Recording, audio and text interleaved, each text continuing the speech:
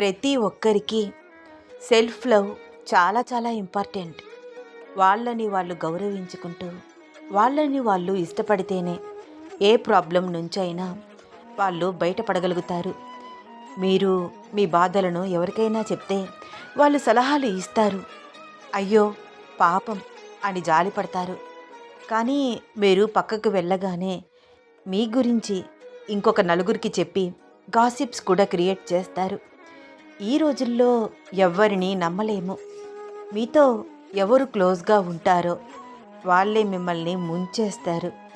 మీరు ఎవరినైతే గుడ్డిగా నమ్ముతారో వాళ్ళే మీకు కోలుకోలేని దెబ్బ కొడతారు. అందుకనే ఎవ్వరిని నమ్మకండి. మిమ్మల్ని మీరే నమ్ముకోండి. మీ కన్నీళ్లను మీరే తుడుచుకోండి. మీకు మీరే ధైర్యం చెప్పుకోండి.